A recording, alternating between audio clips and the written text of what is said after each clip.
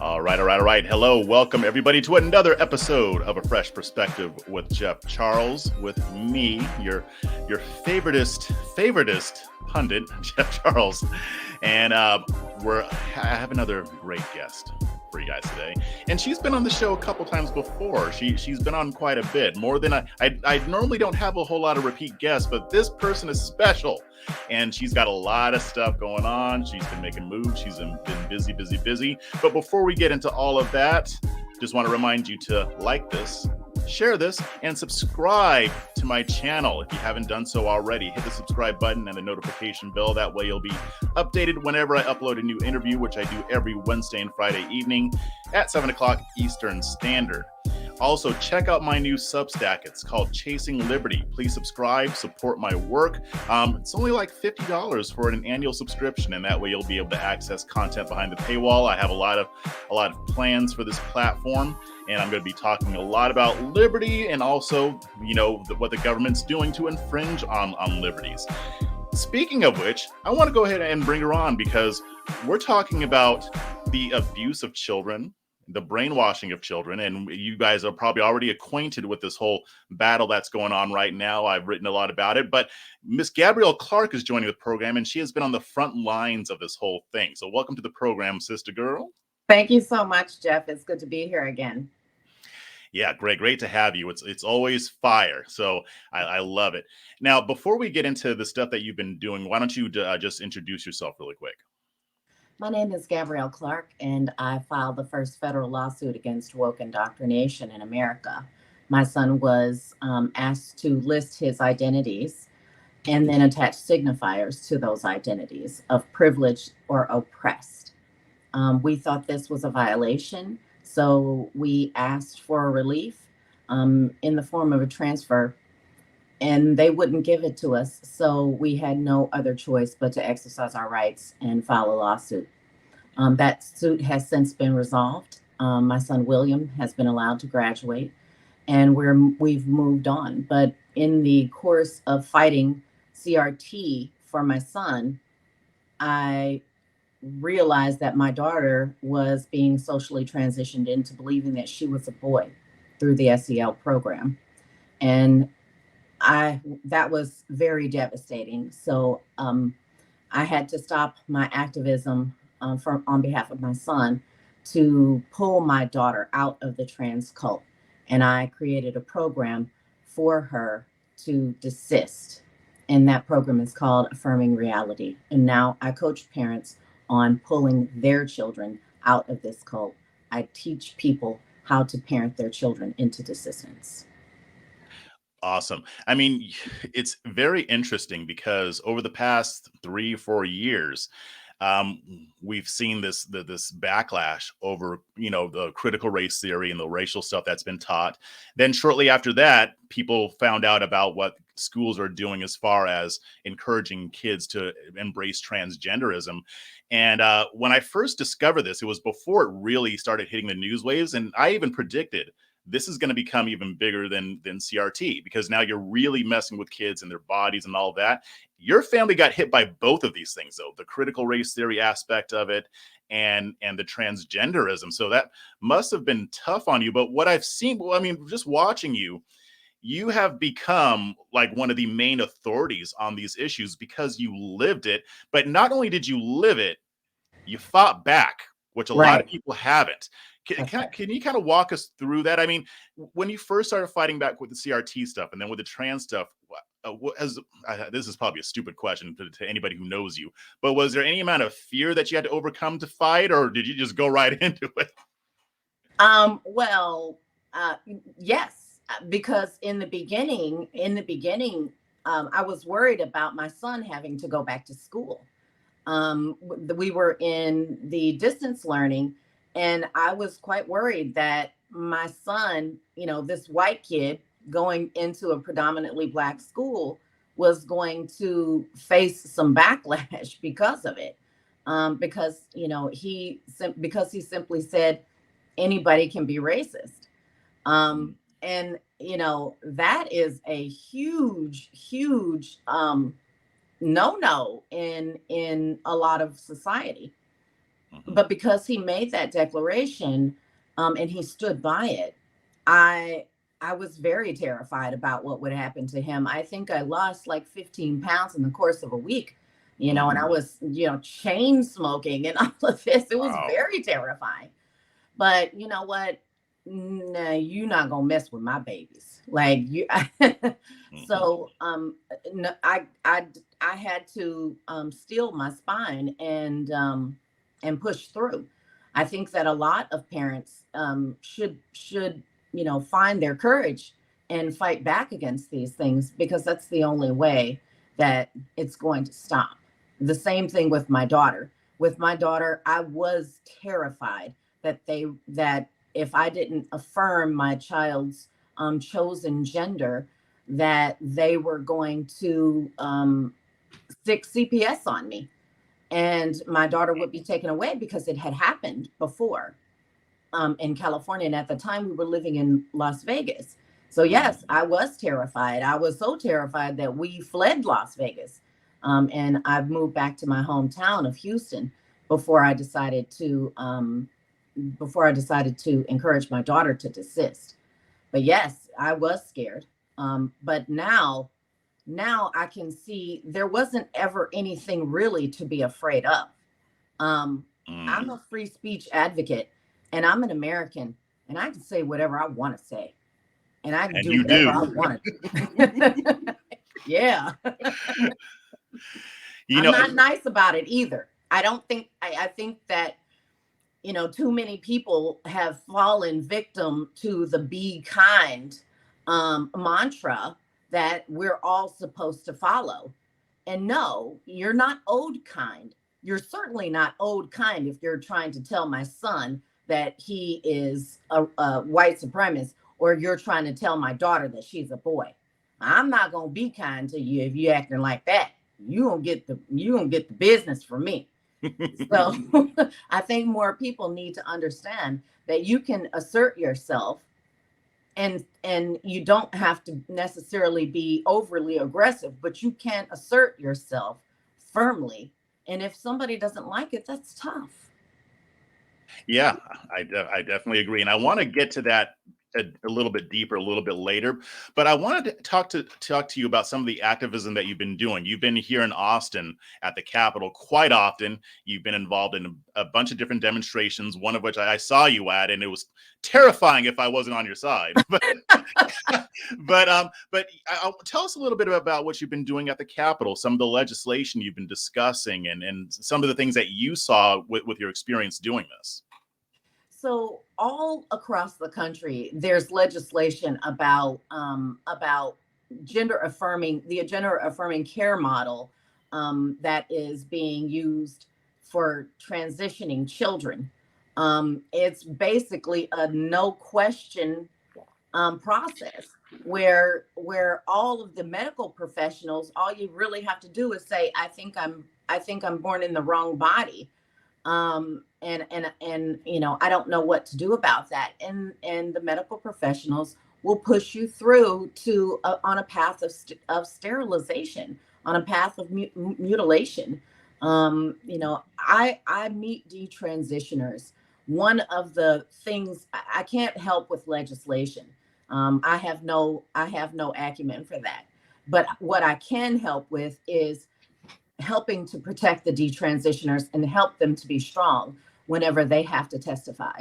So, what I have been doing is every time a detransitioner has to testify, I would go to the Capitol Mm. and just be with them and let them lean on my strength, so that they themselves will not be afraid.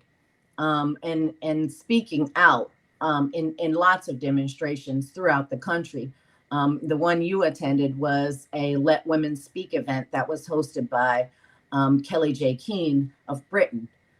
She's been touring around the world, and she's gotten so much attention, but it's not always good. Yeah. And the protest, I mean, the Let Women Speak event that we attended, that one was just a small snippet of what happens to women when they go out and speak about about keeping men out of women's spaces, keeping trans identifying males out of women's bathrooms and out of women's dressing rooms and out of women's sports.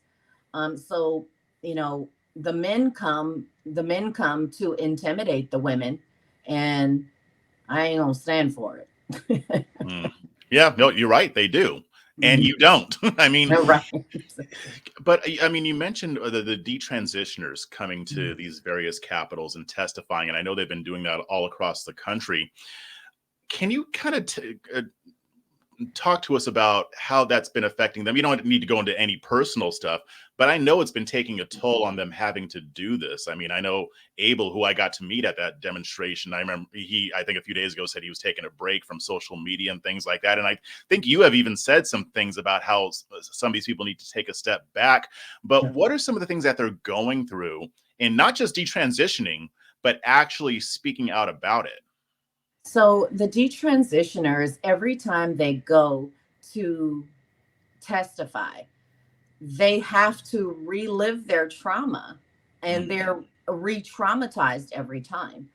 Um, there's been lots of documentaries and discussion panels and things like that, and I see that it is taking a toll on the detransitioners. But not just that, they're not even looked at as people anymore. Sometimes, they become the poster child for this movement. So people feel compelled to just tell them anything, and some of the stuff is just completely cruel and hurtful, and it's not always the opposition that does it.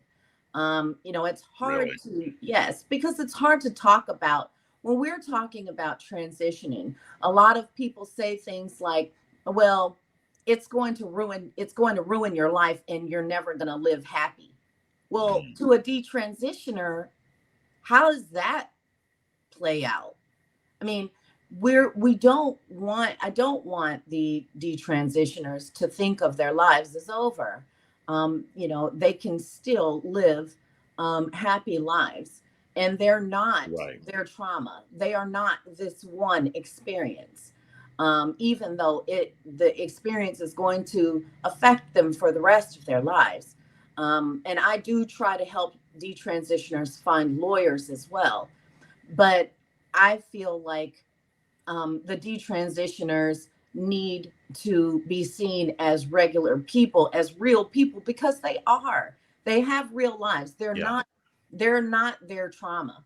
So they're artists, and they have hopes and dreams, and they are have aspirations, and nobody cares about those. They only care about the trauma that these people have gone through. I've experienced this when talking about my own daughter who desisted, and I have posted things about my daughter, Yeah. but it's rare, and it's in conjunction with what a desisted child looks like and how a desisted child functions in life. But I've had people say things like, well, like I post a before picture, and they say, well, that doesn't look so bad. And I'm like, you think I'm going to post my daughter's worst moments online? What's wrong with you? Why do you want to see that? A lot of the detransitioners, or a lot of the even people who have not transitioned, all of their all of the grotesque photos of their mutilation are all over social media. Mm, And I have taken a stand. If you put that stuff in my feed, I'm gonna block you. Because it just that's not just a picture. That's someone's life. That person is a victim of a crime, is a victim of mutilation, and they deserve some respect. So the kind of exploitation that I believe is unnecessary at this point, because we've all seen it.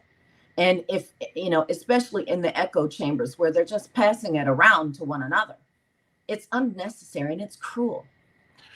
I wanted to ask you, and I kind of want to be a little careful in how I ask this because I don't know, when I've been watching a lot of stuff, especially on social media, I mean, do you ever get the sense, I mean, that the people who are opposing this stuff have basically, when you talk about dehumanizing somebody, you made these transitioners into a token isn't the word I'm looking for, like an avatar that's Right, being used, but at the expense of their humanity. Because sometimes I get the sense that they're being exploited for a political agenda, which I might agree with the objective. But sometimes I just get the sense that some of these people are just using this whole thing to get more clout and out, and I feel like on the receiving end of that are the detransitioners who, as you said, are people, and their detransition status should not be their identity. Same right, with your daughter who desisted. She desisted, but that shouldn't be her identity. She's more than that. right. But sometimes I just get the sense, whether this is intentional or not, that it's almost like they're being exploited in a certain type of way. Or maybe I'm looking at it wrong. You're more on the inside than I am. I have I have had recently more reservations about um, how we put the detransitioners out there. Hmm. So, the detransitioners go to the, they go and they speak um, at their test. They go and testify, but that kind of should be it, right? Like, Hmm. I feel like they testify. Um, they've done the interviews for the documentaries, but I feel like we shouldn't be burdening them with all of the press that they have to field. And not only that, but there's no organization, or there's no fund to take care of them. So while Hmm. they're traveling all over the place, some of them are in real financial problems. Mm. And they also still have real medical problems. So there isn't there I mean, and I know that there are some organizations that are really trying hard to work on some of that stuff, but I don't think that it is pushed enough that they do need help, especially since they're helping society with their story. Yeah. They're helping all of us more than anyone. And so, we owe it to the detransitioners to do what we can to try to raise the money so that they can actually pay their bills while they're traveling all over the country, and doing this stuff. Some of them can't even work because there's bills going up all over the place. Mm. And all of them they all have crowdfunding, but they still just don't have the kind of support that they should. And I think that there are doctors who are fighting in this fight, who should step up and say, okay, let's see what we can do, and try to get the resources that we can to help some of these detransitioners with their medical problems. Some of them are quite severe. And so I won't necessarily, I don't like to say that they're exploited, but I will say that I feel like they're not being taken care of as well as they should be. They Mm. really, all of them should be in counseling. Yeah. Quite a lot of them have suffered from alcoholism and various other kinds of addictions, because some of them are in quite a lot of pain. So I and I'm going to work on that. Work on figuring out what to do about that. And I have not yet, but I'm going to start speaking with some more people and see if we can come up with some solutions for them, since they have helped us so much. Yeah, it's like because I've been in this game for years now, and Mm. especially like on social media. I mean, if you have like an influencer who says a lot of stuff that people like, they'll get donations. And I Right. actually don't knock that. I mean, that's, that's what a lot of us do. But it's Right. like the people who do the work on the ground don't get enough support. I Right. mean, there might be somebody who gets support because a big news story blows up and it's politically expedient, like the guy who choked the other guy out on the subway. $2 million. Right. And, Right. regardless of whether people agree with it or not, I mean, it's just, why don't we do that for these people like this who are actually, out there fighting and going to these different capitals? And that's not easy to do, by the way. I mean, I've been with Donnie to the Texas Capitol, to Oklahoma. I mean, it's a lot of traveling, it's a lot of work, and they have their medical and psychological issues on top of that. Right. And they're fighting for your kids, Yeah. because that's what they're fighting for. I mean, if anybody needs that $2 million, it's them. Right.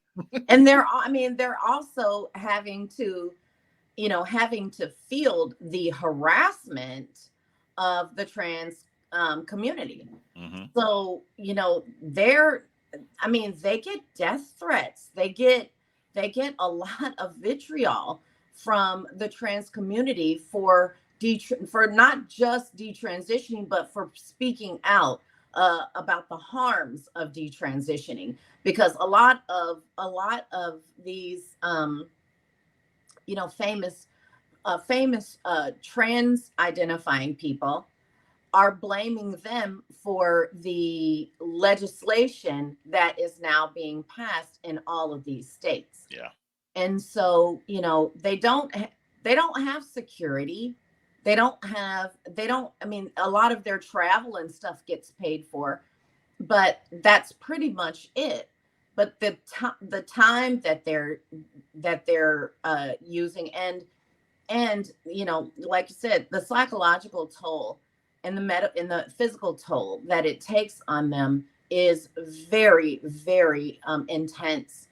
And so, I would like to see more people donating to some of the detransitioners who have really been all over the place. The Laura's been all over the world. Prisha has been all over the country. Mm-hmm. Abel has been all over the country. And Abel, I communicated with him just yesterday. And we stay in contact, Abel and I. And Abel, he's one of the few men that have come out about what happened to him. And Right. everybody knowing about what's happened to him can't be easy. It can't be easy. There was a woman in Poland who, she can't find a relationship because every single relationship that she finds herself in is because she's fetishized, because she took puberty blockers as a child, and so her body never developed, and so she still looks like a child. And that has attracted some weirdos. Oh my gosh. See, and So that's the stuff that people don't even think about. Like yeah. like I didn't. Yes, I talk to detransitioners all the time. And some of the stories are just horrific. The young ones are bad, but I hear stories from the men who were going through a midlife crisis and went to a psychologist and came out trans. Mm. I mean, and it took them 10 years of painful surgeries and stuff to realize that they were lied to and taken advantage of because they were in such a vulnerable state and trusted the medical community to help them. Mm. See, and that brings me to kind of my next question. I mean, you and I have talked about this on my show and even in other areas as well. What I think is so different about you is that you have a different approach. Like, usually when people are talking about dealing with this, they're talking about, oh, let's pass laws at the state level. No problem with that. Let's get people elected to school boards to get this indoctrination out. Okay, cool, even better, local solution. You say sue they draws off. So they You're- draws right on off. you use the legal system, Right, sue them because they are doing something wrong. And right, to me, that is the most effective solution, because one, it's at the local level. You're suing a school right, district or a medical facility, and you're actually getting somebody who has been wronged and saying, right, you need to make this right. I think that's even more effective than passing laws at the state level, because they'll find ways around that. Even with school Right. boards, that's going to take time. And you know what? I mean, plus public schools are lame anyway. But Right. but I love the way you approach it. And so I wanted to ask you, because since you've been doing this, especially having this approach with suing them, and like there's Parents Defending Education who has Right. also filed lawsuits and other organizations. Yes. What have you been seeing in this battle lately? Do you think that we're making progress, or how do you see things progressing so far? It took quite a while. As far as CRT goes, they now have Alliance Defending Freedom. Um, Yes. no, it's American First Legal. Yeah, Alliance America Defending First Legal. Yeah. Freedom, Defending Freedom. Also, they have lawsuits for pronouns, for compelled speech, and American First Legal has cases. They take cases if you've been discriminated based on your race for any kind of job or promotion or education. And those public interest firms were not doing this prior to my lawsuit. Mm. The American First Legal was primarily focused on other conservative things, and Alliance Defending Freedom was pretty much about a religious exemptions and things like that. So with my case, they started to see the avenue for legal challenges that they would not have otherwise. And it took a long time for me to find a lawyer to make that happen. Nobody really thought to do that. And when I said, hey, look, I mean, this is not right. You can't just discriminate against people this way. And that made lawyers look at this in a different way.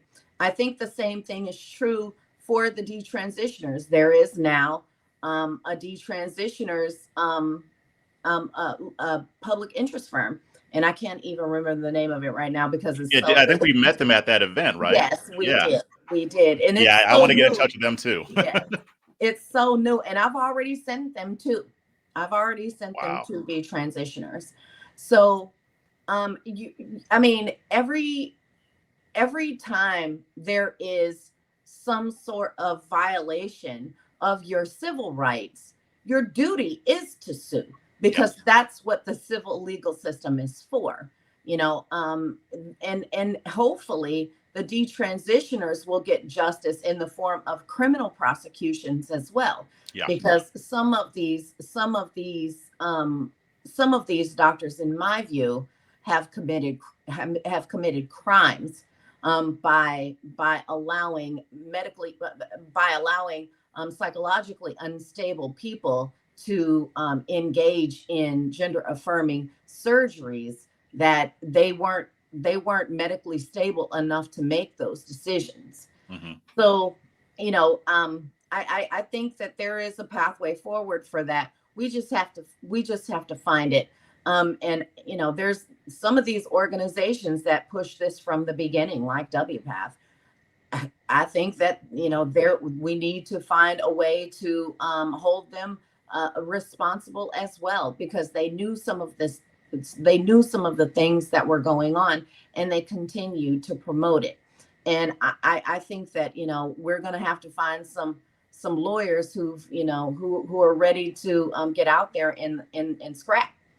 But that's not always. It's not always as prominent as we would like to see. But I do advocate for lawfare, because I think that the more people take their own civil liberties into their own hands, then these corporations, these schools, these medical professionals will think twice about just doing something without any kind of pushback. I think they'll think twice about trampling all over people's rights before they do it. They have gone unchecked for too long. So are you seeing some promising signs that people are more, willing to do Yeah. this? Like, do you see the opposition to this stuff starting to gain some ground, some traction. Yes. And that's that is evident by the fact that public interest firms have started to form, and more people are starting to more lawyers are starting to think about these things on the contingency fee basis as well. Oh, good. So, Good. you know, if the public interest firms can get enough money for their clients, and if they can lay the groundwork so that there won't be as much legwork for just an average lawyer working for himself or working at a small law firm, then they'll be able to take cases on contingency fee basis without having to, and they'll already have precedent set. So, That so makes it easier. yes. So that's my goal, is to try to transition this legal fight from the public interest firm to the private sector, so that any lawyer will feel like this is a good case to take for any local person who wants to sue a school or who wants to sue the medical community. Yeah, that would be incredible. And for those who don't know, when a lawyer takes a case on a contingency basis, that means that you don't have to pay them their fees up front. They get a cut. If they win the suit, then their fees are paid out of that settlement. So Yeah. that you don't have to pay their hourly rate. It's just if they win the case, then they get paid from that. So Right. that would be incredible if we had more lawyers willing to take these cases on contingency, because I would imagine that a lot of these victims don't have the money to put up front to fight these things. But I really want to talk to you about Affirming Reality, about the organization that you started. I had to catch up on some of that other stuff with you, but I really wanted to talk about this. So, what is Affirming Reality, and what is it that you do with this organization? So affirming reality is just what it is. And the children, the school age children who are socially transitioned into believing a lie, Mm-hmm. into believing a fantasy. And so, just like with my daughter, I decided the gender affirming care model is a lie, and it's cruel. And so I decided to affirm reality with my daughter. And from that, I had so many parents come to me and ask for my help. I created a webinar so that people could have access to my process. And when that webinar, it just didn't go far enough. Mm, And I said, okay, I'm gonna write a book. And that way it will have a clear understanding of what affirming reality really looks like. hmm Unfortunately, it's not gonna there are too many kids who need the help right now. Yeah. And the parents were begging. And I couldn't tell them no. I mean, I didn't feel right about turning anyone away who really, really needed my help. And so I decided to, stop, not necessarily stop, but slow down my public activism so that I can help these parents with their children, because, the families of school age children who have been socially transitioned, their lives are being turned upside down, because it's not just wearing, it's not just your son wearing a dress and putting on makeup Right. and using a girl's name and wrong pronouns. It's not just that. It is all kinds of self-harm, anorexia, bulimia, cutting, biting, scratching, acting out in all kinds of ways. My daughter was certain she had multiple different psychological conditions that I knew she didn't have. I mean, one, she Mm. believed that she had night terrors, but she sleeps 12 hours, 16 hours if I let her a night. You can't do that if you have night terrors. And at the time we were squatting in one of my cousin's townhouses, and we slept in the same room soundly, I might add. So I would know if my daughter had night terrors. So she was making up all of these conditions, and it is just utter turmoil for the children. And not only that, there's sexual dysfunction that goes along with it, pornography, excessive pornography, and overt sexualization, hypersexualization, promiscuity. All of those things go along with social transitioning. And so Wow. trying to help parents encourage their children to desist has become my primary objective. And I offer a coaching service at affirmingreality.com. And it is pricey, I will admit, but it does come with the understanding that you're going to leave there seeing some results. There are no guarantees, of course, Sure. but learning how to parent your children in this day and age is something that there is no book for. There is no understanding of. And the previous books that had come out had had advised watchful waiting, but because of the Right. social contagion component of this, we can't observe watchful waiting in an organic way because the children are being indoctrinated by society in school. Yeah, that's I didn't think about that either. And again, for those who don't know in the audience, watchful waiting is the approach that therapists used to use if a child might be experiencing symptoms of gender dysphoria. The approach, unlike now, where you just say, "Oh, then I guess you're trans. Then let's get you on some puberty blockers." In the past, if a child was dealing with that, then it was always recommended that you watch and wait, basically, to see if they grow out of it, which the vast majority of these children do. They don't need the surgery. They don't need puberty blockers. They don't need to socially transition.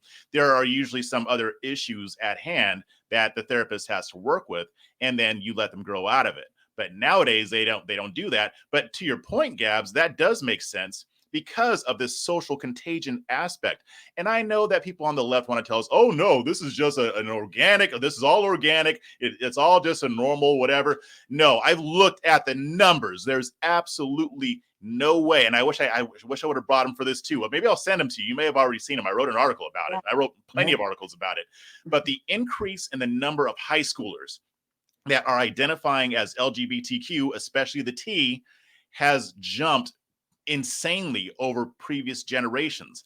That's not organic. That's not just society being more accepting. No, this is being encouraged by their peers, by social media, by adults, by teachers, school staff, medical professionals, therapists. So you're right. The watchful waiting might not be as effective because everything in their environment is telling them to embrace this.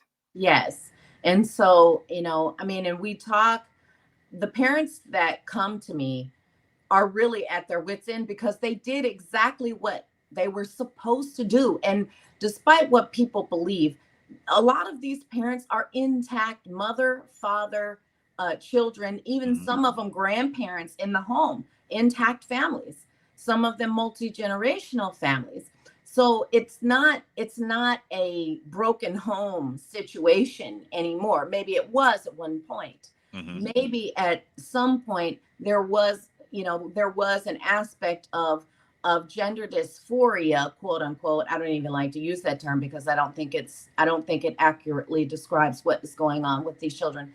But there that may at one time have been caused by trauma or some sort of family disruption or whatever. But what I see is even intact families, good families, moral families are experiencing this, and sometimes with multiple children.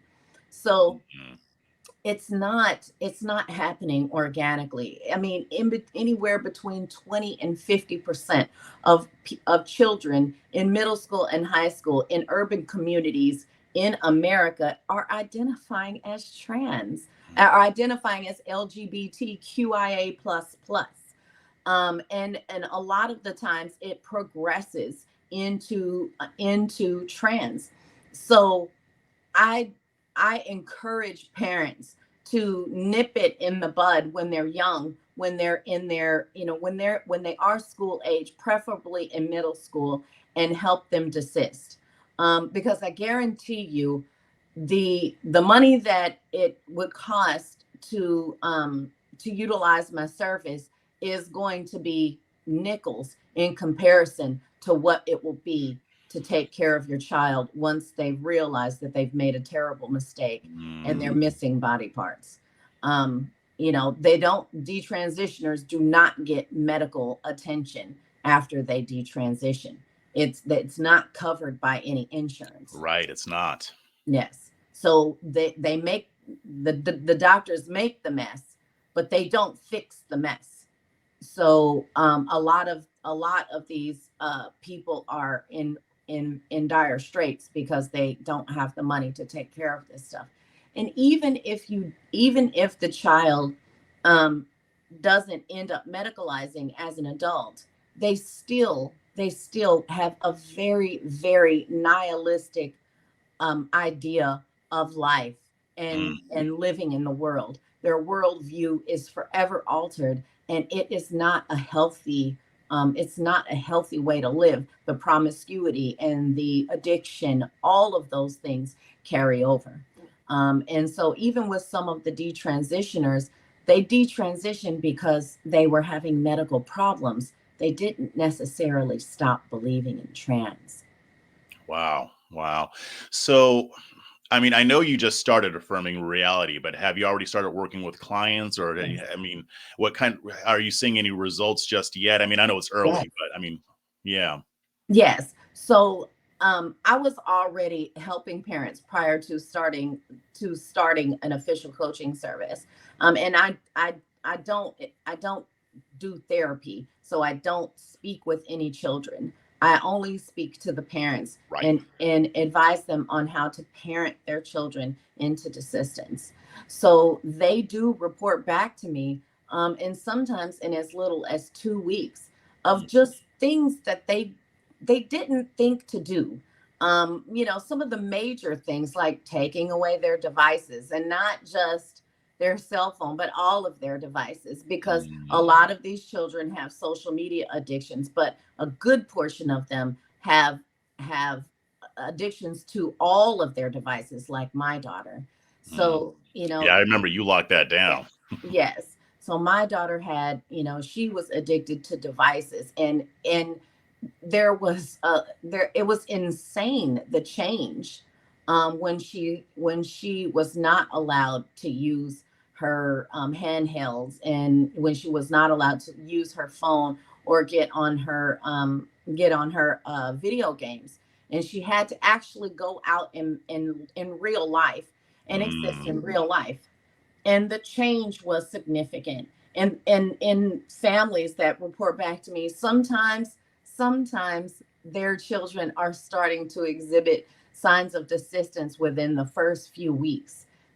mm, There's lots of results that you can get, and really the parents, once they get past the third consultation, a lot of them are able to kind of space out the consultations quite a bit more, because they are seeing how better to use their own instincts to parent their children.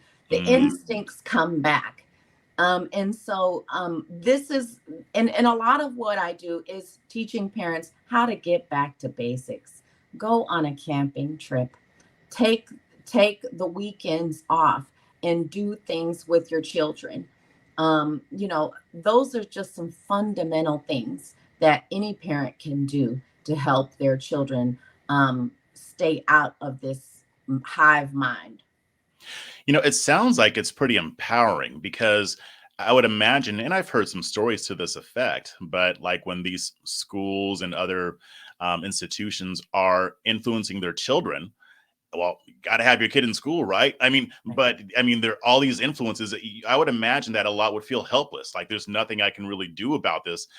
And they may, in their head, may know that it's not true, but they don't know what to do. But you're Right. providing a framework. Hey, this is what I did. These are the concrete steps that I took to fix this problem. And yeah, it was extreme because I remember you telling me about it last time we talked. Like you moved you moved back to Texas. You made a huge change and and did what you needed to do to fix it. And if parents are willing to do that, and they may not even need to go as far as you did, No.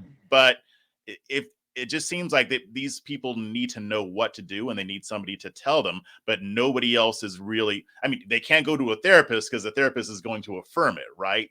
Most of Right. the time. But I do provide them resources. So there, I mean, like most parents don't know that you can get phones that don't have access to the internet. A Right. lot of, I mean, they don't know where to go to do that, or that's even possible. They don't know the right therapist to send their children to. And so, I mean, and they don't know what lawyer to contact if that's part of what the process is. So, or they don't know enough about homeschooling. So that's also what I Mhm. provide in the coaching service is resources. And it's not just the program all by itself. It is all of the resources that I've accumulated and itemized for them so that we can come up with a clear plan on and a strategy on what to do and how to do it. But a lot of the times, the parents, all that they really needed was for me to really tell them, you are your children's primary caregiver, and what you say goes. And they need to understand that. A lot of parents really have forgotten that, I think, and they let their child dictate to them how they're going to live their lives. I've heard this. I don't. I've heard people ask me this. What if they don't do it, or what if they won't do it? And I'm and I'm like, I you wish I take would the have cuffs said off. some stuff like that No, to my mom as a kid. right, right. I said, honey, you just tell them to get in the car. You don't have to give an explanation. You just tell them get in the car. That's Yeah. it. So a lot of parents just didn't know that they had the authority to do that. And I'm just like, you're the only person who has the authority to do that. Hmm.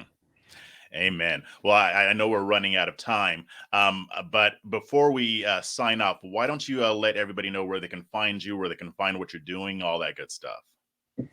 You can always go to my website, affirmingreality.com, and peruse the website. Please, please recommend it to anybody who is suffering from any school age children that are suffering from rapid onset gender dysphoria or who have been captured by the sculpt.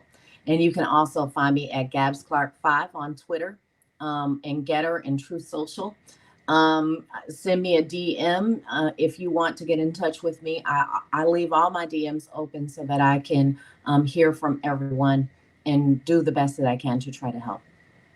Okay, great. Well, thank you so much for joining the conversation and educating us a little bit more on this. And I look forward to tackling this subject going forward. Thank you so much for having me, Jeff. It's always a pleasure.